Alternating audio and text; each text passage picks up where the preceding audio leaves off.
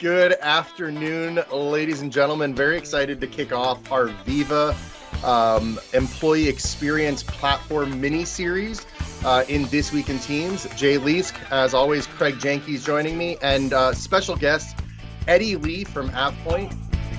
So I'm expecting appliances to come sometime this afternoon. If something should happen and I just start out of the room, that means they got here. So my oven's going to have Bluetooth controls. I don't know why I need a Bluetooth oven, but that's all appliances going. And then when you see the ones that say Bluetooth but not Wi-Fi, you're like, well, you want me to be close enough where I can use my phone, but I could just walk up to the device too. Yeah. I don't want to stand up on the couch, man. Turn the nachos on. Well, I like what you've done with the walls. It's kind of curious where the appliances are going. In front of the orange lines or the blue lines or the green lines. It would be the green ones, actually.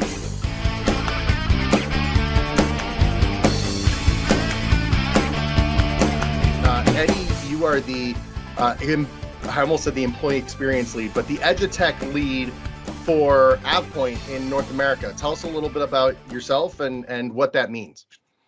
Yeah, absolutely. So as the tech lead of our EduTech solutions, within North America, although we say North America, kind of responsible for kind of how that education goes through our organization, but naturally, our product has been built in other regions and geos and servicing many customers in that space. So, from EMEA to APAC, in Australia, all the way to North America, we do all work very closely together, all the tech leads, to kind of understand our solution, how it fits into the marketplace. And the fun thing there is, in terms of fitment, as the Microsoft ecosystem evolves and changes, which is today's conversation, Viva and some of their acquisitions, how our products are going to fit, right? How are they going to fit and how are they going to, play nice and really create that better together story to drive, better customer engagement. Do you want to give us a 30-second overview of what EduTech is? Because I think it's relevant to this conversation, frankly. Yeah, because I don't remember it existing when I was there. Is it newer? So So it's actually newer. It was quietly in existence in other markets, and it's funny. It's like the new thing that's been it's being built for the last 7 years. But of 7 years ago, it was more of an on-prem hybrid solution for institutes of higher learning, or IHLs, and namely serving academia in our Asian markets. And then 5 years ago, we built a cloud-based solution as everything kind of moved into that space. If you're familiar with AvePoint and AvePoint Online Services, we have an EduTech Online Services. So we deliver all those solutions in that SaaS-based model, which most are familiar with. But essentially, if you're looking to know what we actually build in that space, it's three primary products. One is a traditional LMS LDP. Very crudely oversimplification is how do you get content and material and training to a body of people, whether it's students or employees. A second is an exam management solution for very robust proctoring examinations, and the third being more of an employee information or a student alumni management system, essentially like a CRM, for learners. And those are the three solutions that we built within our EduTech portfolio. cool. Yeah, now that you're talking about it, I believe I remembered it. It started out in like Singapore was the first client, right? Correct. Yes. Absolutely. Do that. So let's talk about you for a little bit before we jump into our topic. How did you get started in, we'll say, EduTech, or how did you make your way to AvePoint to get into that? Yeah. We'll fast forward to the first decade and a half of my career as a career consultant. In the federal space. Initially started as a defense contractor and worked within the DoD space, and then moved into federal civilian agencies, kind of consulting through around the Beltway, where I pretty much got my start in my career. And then as I started moving towards tech companies, came to AvePoint about 3 years ago, where I was a solution engineer for our public sector practice, nice. Where I got the great fortune to meet Jay. And we worked together on a lot of opportunities in understanding, how do we leverage our technology, right, to solve, customer needs. Essentially thinking it's more of that last mile solution provider, right? Like Microsoft is most things to most people, but to make it all things to all people, you need some kind of configurations and solutions to really function. as that kind of last 10%. And that's where I learned a lot about, our suite of solutions, right? And in that time, I've come to be, made aware of, the advances we've made in the education space. And I had a, particular interest in not just focusing on kind of infrastructure, solutions around in the cloud space, but more like business apps, right? Business productivity apps. And where I could honestly say, and this is recorded, I didn't have like a super interest in maybe education and LMSs, but I really did see some interest in, well, how are we actually going to do this now? In the future, how are we going to leverage technology we have in place to change up how we actually bring information to the masses in that corporate space? Yeah, that's one of the things I found interesting about the program too, is it's not just for education. I mean, it's not just for education as an industry. Anybody needs it. Every organization needs some form of learning management, some form of connecting with the end users. So let me go out of order in what our outline was and actually tie that into the next part of the conversation. That very much leads to kind of what Microsoft has done in the last couple of years with the announcement of Viva, or I guess the last year even, with the announcement of Viva, an employee experience program. Now, there's a lot to learn here. There's the 4 modules, plus they just announced the purchase of a 5th. What to you, like, what's the elevator pitch of what is Viva? Yeah, is that for me or for Craig, or like both of us could probably take this up? Well, I could give it, but since you're our guest, we'll let you talk. And what have you understood that it's to be out in the field? I guess that's probably a good question, because I get asked about it all the time. Viva, I think it's it's an exciting thing. Though as much as I have love for all Microsoft technologies, so it's kind of like asking a barber if you need a haircut. But when Microsoft announced Viva, short answer, EXP, right? In your employee experience, platform, right? And what is that going to be writ large, right? And then when you look at all the modules, like, where are they going to serve? How is this going to really change the nature of work and how IT delivers services within an organization? But outside of all that, like reading between the lines, what I thought was very interesting is Viva, to me, is Microsoft signaling, to the industry, like, we are coming to compete in this space. We've seen the monoliths that kind of exist in that space without, naming, a bunch in particular, but the ones that you probably use in your, undergraduate collegiate studies and have not really changed their UI even till this day. And seeing that Microsoft is saying, hey, we understand that we're not, the biggest name when it comes to, kind of K-12. We understand that, Google does a great job of kind of capturing the hearts and minds, within G Suite for that younger generation. But when it comes to enterprise, everyone is very familiar with Microsoft. So when Microsoft says, hey, we're actually going to be in this learning and development space, right? The employee experience, right? We are going to be in here not only as like M365, here to stay, not just as an application, it became a platform, and Teams is even more than that. It could be seen as almost operating system of sorts. Like, everything can exist within this ecosystem. I think Microsoft signaling these items is the bigger news than even what it does, for instance.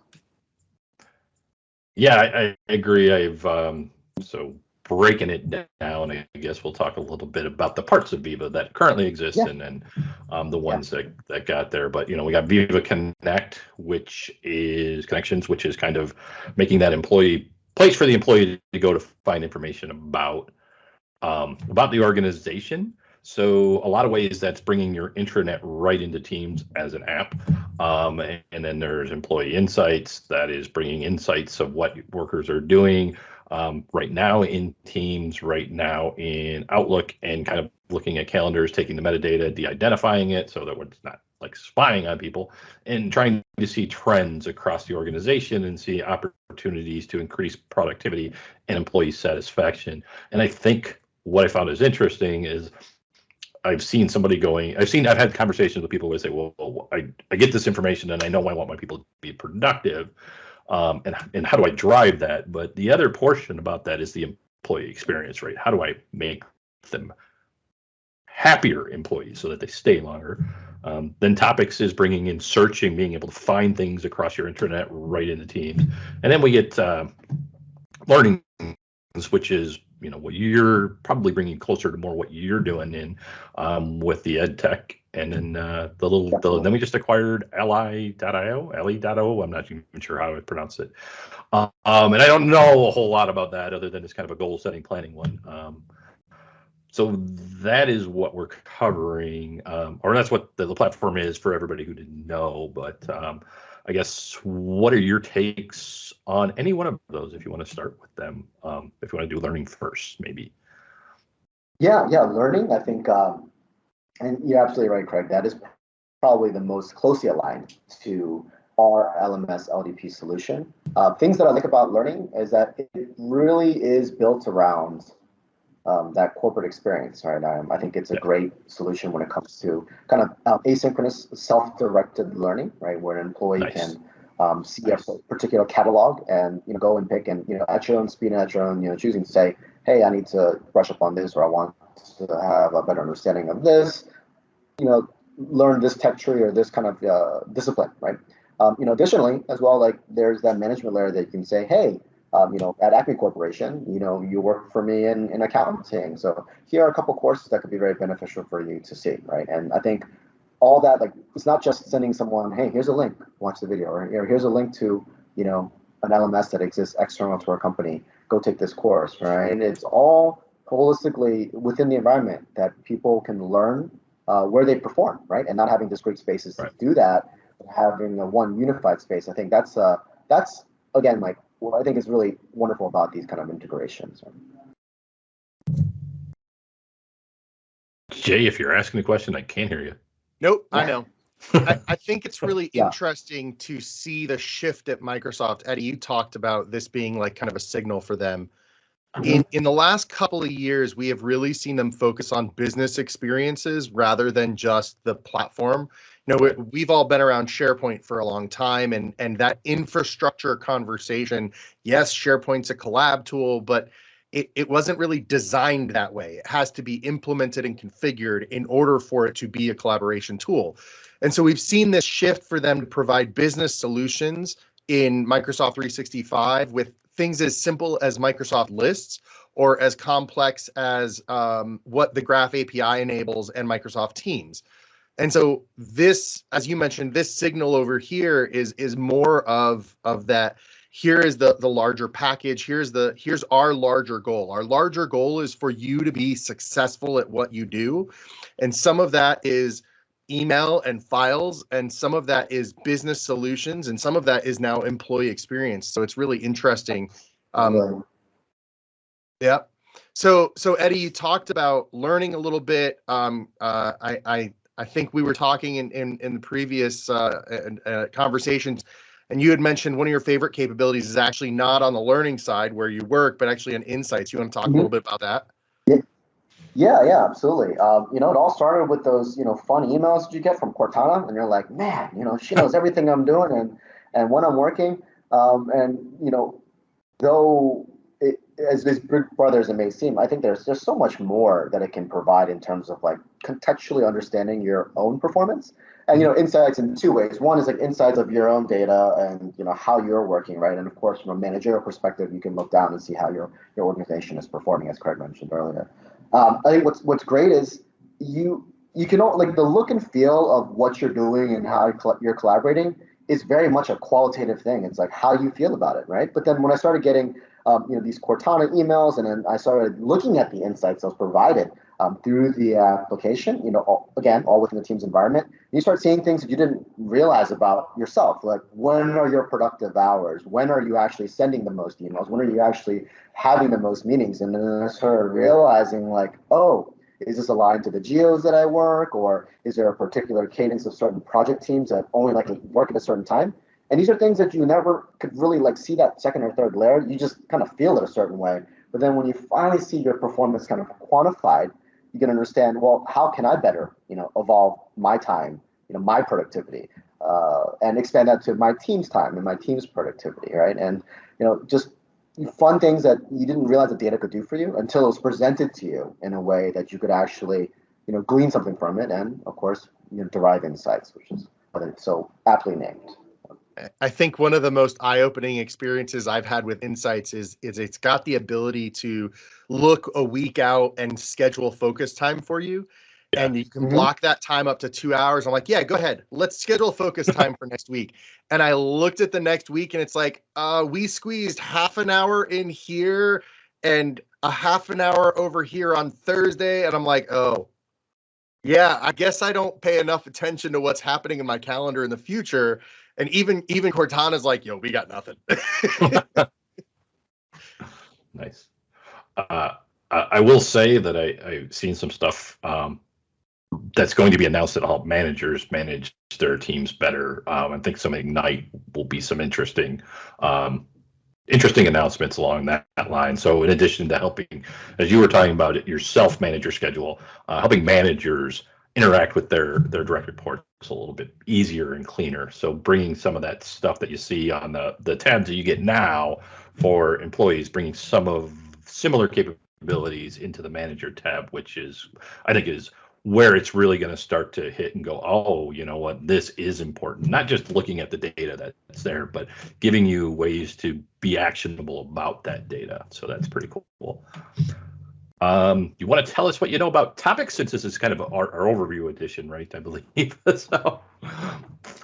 Yeah. Topics. As you're mentioning earlier, I like to think of it as kind of the knowledge management and the enterprise content management, right?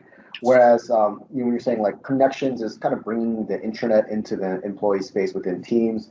Topics is all that connective tissue underneath that says like, well, here's how we're driving to this information that you need. How available is information you need? How quickly can you actually get to it, right? And I think that's we all have a SharePoint background. I think that's like the biggest thing that we're challenged with in the saga of nested folders all the way to tags and categories, and we've lived through all of that, right? But it's essentially, I know it exists in this workspace, but like, can I actually get to it, right? But with topics, it allows you to better understand, right, where the knowledge exists, right, how you are organizing all the content within your organization. And again, with all these modules as they work together, I think it really provides a very tight solution, right? Because topics without connections, then you wouldn't get to see it, right? But connections, without knowing where things actually are and how they should be presented, you're not going to surface that correctly either, right? Right. So I think all the modules play very nice. I think it's that tightness that you can kind of get when you have, an entire platform solution. So we've got topics, as you mentioned, giving you a place to curate and use AI to organize the content, and you've got connections, sharing it with you, and insights, visualizing, how you are actually collaborating and such, and then the learning system helping your employees get better educated and be able to do their job better in theory. So you've got all these things, and then you've got this fifth one, Alio. I don't know, Ali.io. Alio. And this one being that goal setting, goal focused area. So this whole platform, giving you the ability to build a base for your employees that previously it was a serious lift to try and do on your own, and now they're giving you those keys. So my question to follow that is, where would you like to see Viva and this EXP system go in the future? Like, what would you like to see come out of it? Yeah, I think where they're moving is actually very exciting, right? And as we understand the core four modules, we see how information flows, who can see it, what it means to you, how you're using it, how you're learning it, how you're disseminating, how you're consuming, right? But now we're adding that extra component of how do we know the activities that we're doing actually lead to the desired outcome, like the goal setting, right? And so that's what's so fun about this kind of fifth the acquisition, and what could be a fifth module, or just the integration of these technologies into the core suite. You see a lot of this in IHLs and academia, right? When you take a certain coursework, major discipline of study, and then how does that translate into the workforce? There are a number of solutions that exist in that space, right? But then when it comes to corporations, it's how do I know what I'm doing right now, Does it have a measurable impact on my performance? And is it better for me? Is it better for the organization? I think we'll be able to get that, with Ally.io. And think about like the traditional competency model. It's like, hey, Acme Corporation, John Smith starts. He works in finance. We know this because Active Directory says so. Because of this, he has some group membership. Let's give him 5 courses. Well, how good is he? Well, let's get the grades on the courses. That's all you're really going to get in that traditional model. But now with this, these newer technologies and integration, think about all that you can do is people that have taken, these trainings and conduct these activities within a certain time period after this training have an X percentage better chance of success in whatever discipline they may have. All the things that you can drive more holistically because you have that data, because you can align these activities and actions to desired performance outcomes and goals. I think that's what's going to be really exciting, is that kind of that last piece that'll come together within Viva. So very excited to see where it's going to go. And I like the more Microsoft does within their own solution, and the stronger that engine is, the better these our ISVs such as ourselves, that we can build solutions adjacent to that, leveraging their technologies to provide a better, again, employee experience. Yeah, I do like, so I hate to say this, but being the company guy, I do like, even not being the company guy, I do like that they've taken this approach over the last couple of years to be more inclusive for the employee experience. So Teams is involved into just that communication device, where you're sharing messages and collaborating, to this platform for collaborating and the whole experience for working and getting things done better. And they've seen that in order to fully develop that, it takes third-party providers to be able to come up with additional solutions that may not be exactly what we do, but it is important for the employee to do their job. So we need to let other people do that and let that be in the platform. So I do like that. And I had somewhere else I was going, and I kind of forgot what that was. Well, I'll take from that. So Eddie, we started this by talking a little bit about EduTech and some of the, I don't want to say overlap, but some of the connectivity there. So how do you see the third party market supporting this platform? You kind of hinted at it. I'm hoping you might dig into that a little bit more. Do you see, is it merely enhancing what's there, like with the connective pieces that already exist, or do you actually see, development of like completely different things off of this? And that's a terrible question, so I'll see where you go. Good job, Jay. Good job. No, I think that's actually. I think I understand the crux of what you're asking. I think that's very insightful. Is that with Microsoft saying, "Here's Viva," right? To all the solution providers out there that are trying to, let's just simplify and say, reach that same outcome, provide a greater employee experience. If you are a company that's building solutions in that space, you have a decision to make. So either you're going to build everything outside of this, right? Where people live, work, perform, and now learn, right? Or you build things that exist within that space, right? And naturally, of course, AvePoint, we have been building solutions in that Microsoft space for 20 years. And as an example, what do we do as a third-party, solution provider do in this space? Like, let's take Examina, our exam management solution. We can leverage, Azure Cognitive Services to have like anti-cheating protocols, right? Like, imagine if we needed to build our own solution to say, I'm going to watch the biometrics, watch the eyeballs shift, watch the click behavior change upon certain questions, and then program all that into our solution. Whereas if we live in the Microsoft ecosystem, we would call it API, and we say, here are the things you're looking for. Here's how you're going to teach the AI to say, this is what you're looking for. Here's what I want you to gather. And then you tell me what you gleaned from it by you running this against 500 test takers at the same time. Imagine what that would look like if you built that on your own, as opposed to things you can leverage within the Microsoft stack. So, very much Microsoft's providing the ecosystem and the tool set to build, right? And then you build it in a workshop, and then you kind of display it in an art gallery. Almost, I'm not sure if that's the right analogy. But the great thing is they present you the workshop and they present you the gallery, as opposed to, let me just show up here with my art, not knowing what it really does and how it fits. So I definitely appreciate your ability to take that question and actually conjure an answer that makes sense. So Eddie, we've got this series coming. We're going to have an episode following this on each of the primary pillars, and we've got one scheduled coming up with Ally as well. So I'm very excited to include that, as it was literally just announced, I think, this past week or two. Yes. But thank you for helping us kind of overview what is Viva and what are the different topic areas. Yeah, we appreciate it. If people want to learn more about what you're doing, what you're building on top of the platform, what AvePoint has on EduTech, how can they find you? Within the Microsoft ecosystem, catch me on Teams, or LinkedIn is probably the best way to find me, where I am EdwardLee on LinkedIn, and you'll see my bio here at AvePoint. Thanks, man. Really appreciate you joining us today. Yeah, even if you already knew Jay, it's impressive. I appreciate it, gentlemen. It's been a good time. Okay. All right. Thanks. Looking forward to your follow-up in the series.